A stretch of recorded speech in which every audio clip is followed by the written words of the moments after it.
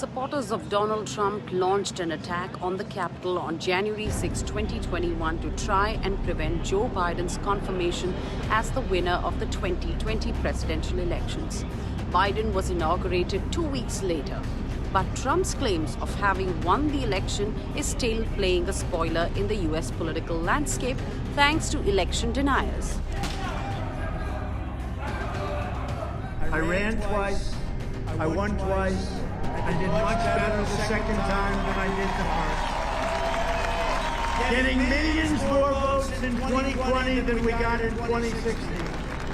And likewise, getting more votes than any sitting president in the history of our country by far. Election denier is someone rejecting or questioning the legitimacy of President Joe Biden's victory in 2020. For the Democrats, the election thrust has surrounded the slogan of calling the Republicans election deniers. Democrats have been constantly invoking January 6 riots to claim American democracy is at threat. Republicans, on the other hand, trying to be elected in the 2022 midterms as governor, state secretary of state, or U.S. senator, are pitching the Trumpist conspiracy theory. President Joe Biden for months now has underscored the presence of so many 2020 deniers in the 22 race and stresses that the deniers presents a challenge for American democracy. Something that America heard from the president on November 2nd. Instead of waiting until an election is over, they're starting well before it. They're starting now. They've emboldened violence and intimidation of voters and election officials. It's estimated that there are more than 300 election deniers on the ballot all across America this year. We can't ignore the impact this is having on our country. It's damaging, it's corrosive, and it's destructive. It's not just the president, but the Democrats running for elections underscore that if the election deniers, Republican candidate, win their races in these midterm elections, they will be in key positions to influence the outcome of the 2024 presidential election.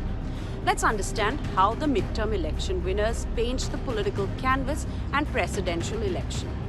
The Secretary of State is often a state's top election official responsible for everything from administrating the voter database to certifying the results. Governors are also involved in certifying results, and they have significant power to shape election rules through legislation and executive action. And while U.S. senators typically have a smaller role in elections, they can object to certify electoral votes in the presidential election, propose the vote on federal election legislation, and influence public perceptions through hearings, interviews, and sometimes even subpoenas. To the governor's mansion, you're going to elect the incredible slate of true America First Republicans. Up and down the ballot. We're going up and down the ballot like they've never seen before, and we're going to end crazy Nancy Pelosi's political career once and for all. As the possibility of Trump running again in 2024 hangs over America, his false claim that 2020 vote was stolen has become entrenched. Some 70% of his Republican supporters believe it, and it is commonplace for Republican midterm candidates to propagate this untruth. Let's give you a lowdown on the number of election deniers contesting in the midterms from the Republican side. At least 12 of 27 Republican candidates running for the Secretary of State have tried to overturn, rejected, or question the 2020 results. At least 22 of 36 Republican candidates running for governor's race have tried to overturn, reject, or decline to affirm the 2020 results. And at least 19 of 35 Republican candidates running for the Senate have tried to overturn, reject, question, or decline to affirm the 2020 results. Even though Trump is excluded from social media networks, fake news is still rampant. Republican candidates have shared more links to unreliable news sources this year than they did in 2020, according to New York University's Center for Social Media and Politics. A new poll from NBC News found that 65% of Republican voters still view Biden's presidency as illegitimate.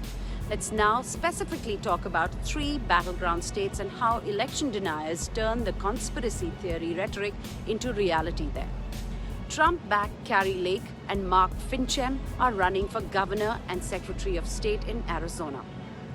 Michigan features the duo of Tudor Dixon and Christina Caramo, and in Pennsylvania, the Republican gubernatorial candidate and election denier Doug Mastriano gets to appoint the Secretary of State if he wins the governor's mansion. Remember, these were the states where Biden narrowly won the 2020 presidential election. Voters, and particularly Biden supporters, say the fact that so many Republican candidates are already laying down objections in a repetition of Trump's 2020 tactics suggests there may be trouble ahead. In Washington, D.C., Reena Bharadwaj.